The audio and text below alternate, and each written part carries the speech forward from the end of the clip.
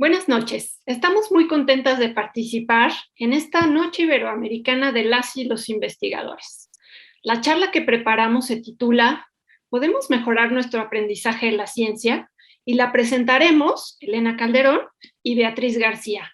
Ambas somos integrantes del Grupo de Cognición y Didáctica de las Ciencias del ICAT de la UNAM. Pues bien, comencemos. Seguramente han escuchado que es importante que más personas se interesen por los temas científicos y que más estudiantes cursen carreras científicas.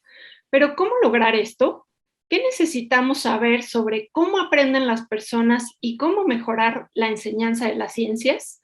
A lo largo de esta charla hablaremos de las principales dificultades que enfrentan las y los estudiantes en el aprendizaje de las ciencias y compartiremos algunos de los hallazgos más recientes y relevantes sobre los estudios que se hacen en este campo, así como ejemplos de su incorporación en las aulas para crear espacios de innovación educativa. Muy bien, pues el primer punto a considerar es, ¿por qué nos parece difícil aprender ciencias?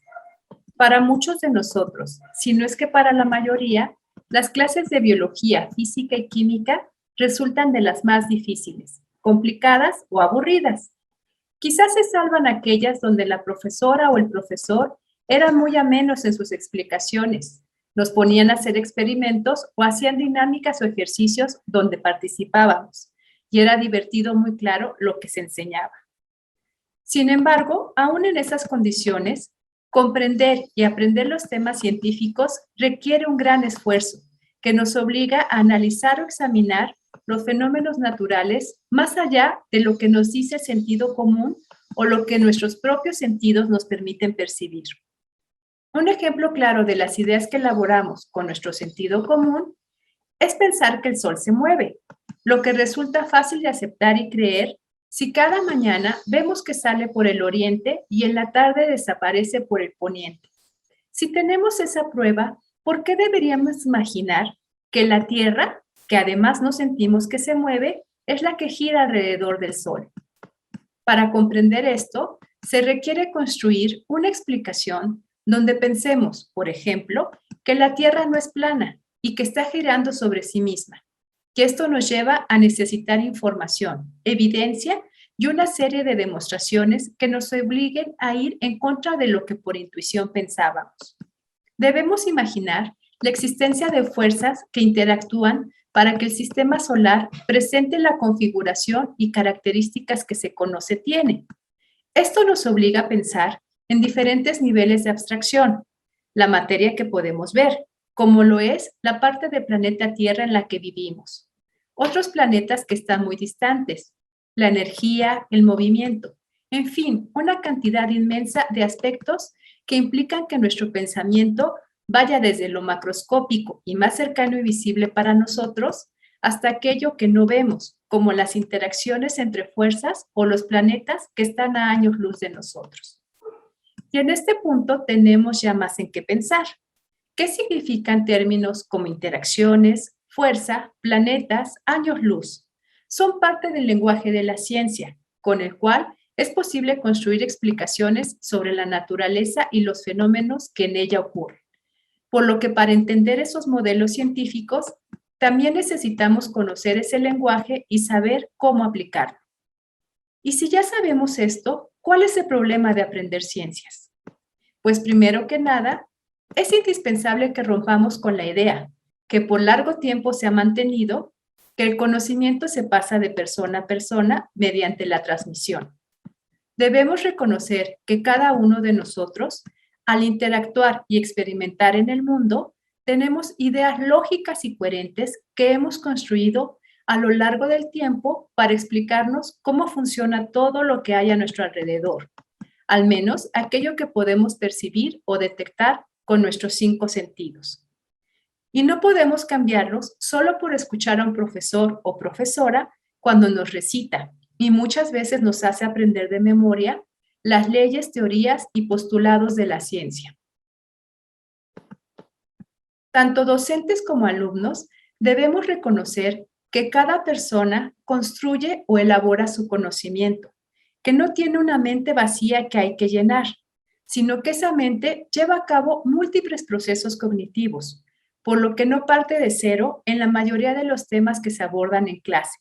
Así que hay que ayudarlo a reconocer qué ideas tiene, qué tanto poder explicativo tienen dichas ideas, si esas explicaciones corresponden o no con las de la ciencia y, de ser el caso, guiarlo en la construcción de las ideas que son más cercanas a las científicas. El profesor ya no puede ser el que transmite conocimiento, sino el que facilita las condiciones para que los alumnos reconozcan y pongan a prueba sus ideas, las analicen y, en lo posible, las transformen o generen otras que sean más acordes con las explicaciones de la ciencia. El docente debe perder el miedo de no tener todas las respuestas, de dar la palabra a los estudiantes, de que sean ellos quienes propongan las alternativas para analizar un tema, incluso de perder el control del grupo, si esto significa que alumnas y alumnos se mantienen sentados en su lugar, copiando en su cuaderno la clase, sin preguntar, dudar, defender sus ideas y haciendo ruido porque están en pleno trabajo intelectual. Ante este panorama, ¿cómo podemos mejorar nuestro aprendizaje en las ciencias? Nuestra visión de cómo aprendemos ha cambiado mucho durante los últimos años. Como resultado de esta nueva información, la enseñanza, los materiales y los planes de estudio se han modificado tratando de incorporar estas nuevas perspectivas. La escuela es uno de los espacios más importantes para aprender ciencias.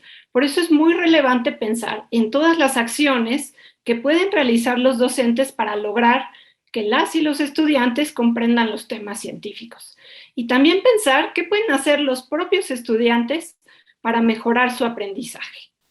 Los docentes, como ya se ha mencionado, necesitan tener presente que para cuando los estudiantes ingresan a cualquier nivel educativo, desde preescolar hasta la universidad, ya tienen muchas ideas sobre lo que ocurre a su alrededor, ya que en el transcurso de su vida han observado diferentes fenómenos, se han hecho preguntas y seguramente han construido explicaciones que no necesariamente empatan con lo que dice la ciencia.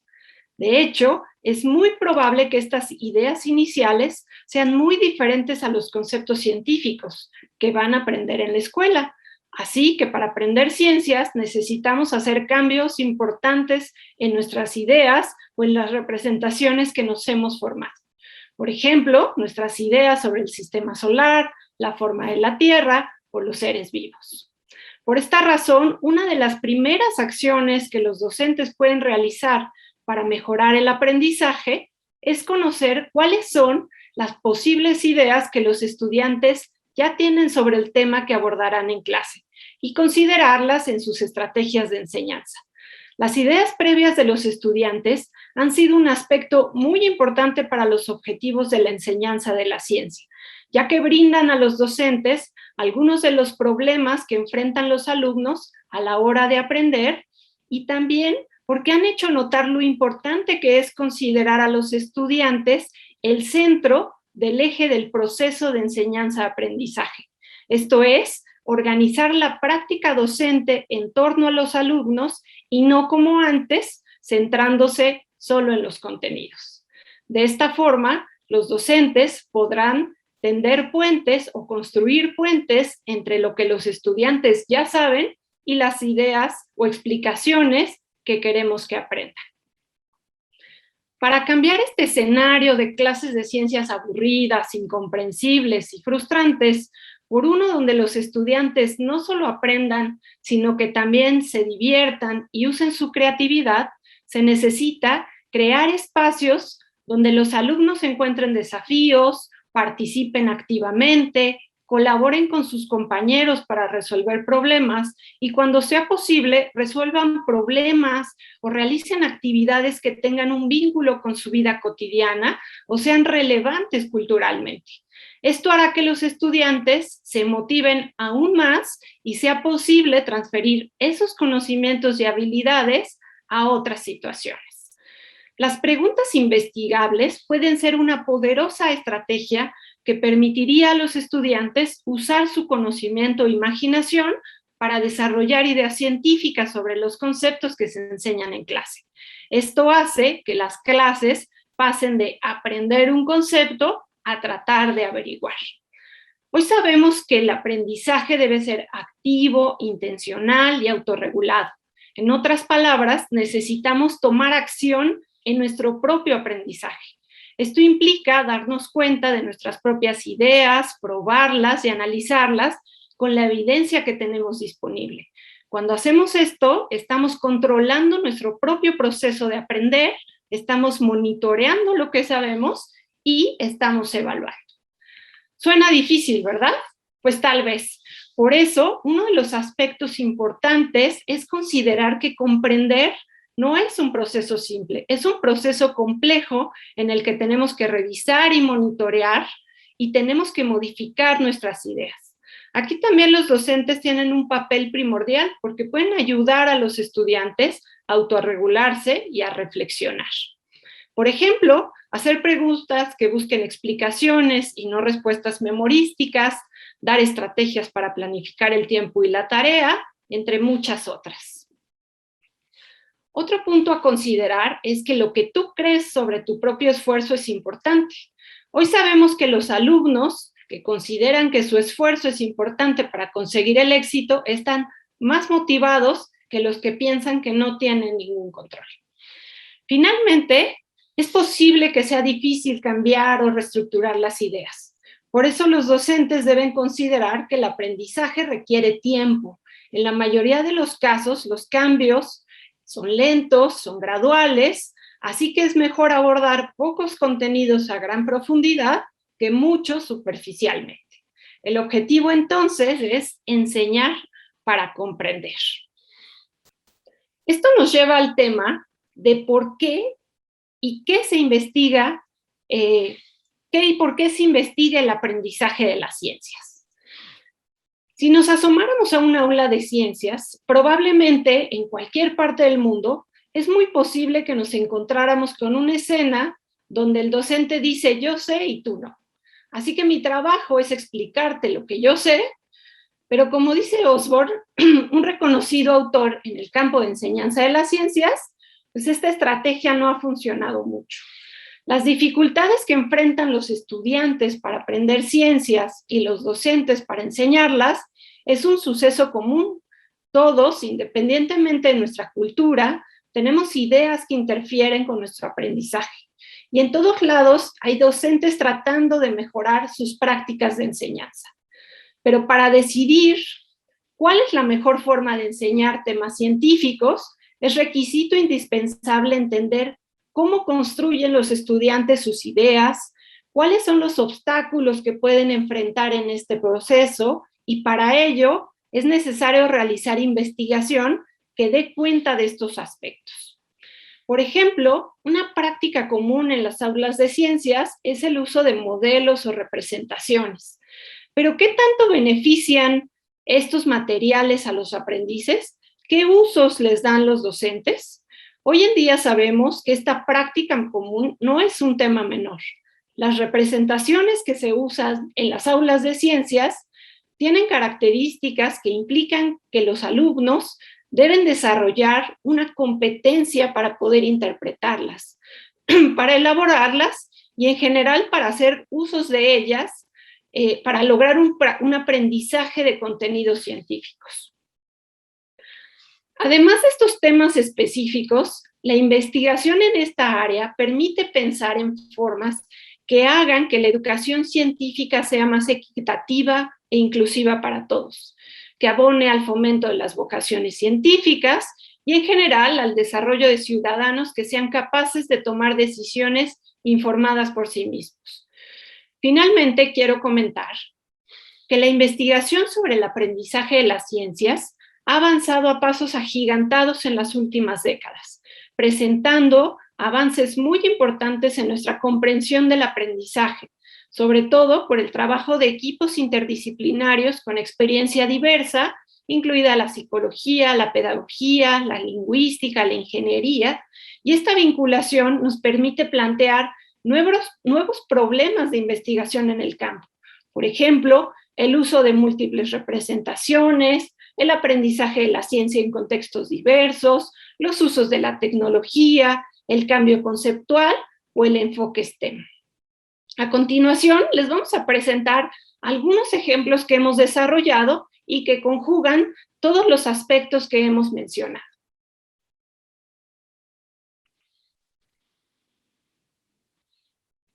Les hablaremos un poco de nuestros espacios de innovación educativa. Cuando pensamos en esto, quizá la primera imagen que se nos viene a la mente cuando hablamos de innovación educativa es un salón con la última tecnología, donde los alumnos deciden el tema que trabajarán y cuentan con los recursos, tiempos y espacios necesarios para que por sí mismos investiguen los puntos de su interés. Sí, podría ser una gran alternativa. Sin embargo, sabemos que nuestro país es diverso, incluso en las condiciones y características de las escuelas y demás espacios educativos. Por eso, es importante tomar en cuenta todas estas variaciones de contexto para generar alternativas que contemplen una visión diferente y actualizada para enseñar y aprender ciencias. Por ejemplo, nuestro grupo ha tenido la oportunidad de desarrollar propuestas para trabajar las asignaturas de ciencias, tanto en preescolar como en primaria, secundaria, bachillerato y licenciatura, así como en contextos urbanos, rurales e indígenas. Algunos de nuestros casos de éxito son módulos para la enseñanza de las ciencias en el preescolar, con temas como sonido y luz y óptica. Implementación de un aula de ciencias en escuelas primarias indígenas en la Sierra Norte de Puebla, donde los alumnos rompen el esquema tradicional del salón de clases y pueden trabajar con materiales desarrollados en específico para abordar determinados temas de ciencias, como óptica, astronomía y seres vivos. El espacio favorece que se hagan plenarias o se trabaje en equipo, con todo lo necesario para que realicen experimentos, cuenten con los equipos y materiales necesarios para analizar, pensar y probar hipótesis, y además que puedan registrar su trabajo. Transformación de los laboratorios de ciencias para el bachillerato de la UNAM, lo que implicó no solo la renovación del mobiliario y distribución del espacio, sino la introducción de diversas herramientas tecnológicas para que los estudiantes pudieran continuar con actividades experimentales al mismo tiempo que contaran con sensores para el análisis de diferentes variables, pudieran utilizar animaciones, simuladores, tomar fotografías y videos de sus montajes y de sus resultados, compartir su trabajo con otros equipos, tener acceso a Internet y enviar sus documentos a la computadora del profesor. El profesor puede tener acceso al trabajo de cada equipo y monitorear su avance. Este proyecto implicó también el trabajo con profesores y alumnos de todos los planteles de la Escuela Nacional Preparatoria y del Colegio de Ciencias y Humanidades, que son las escuelas del bachillerato de la UNAM.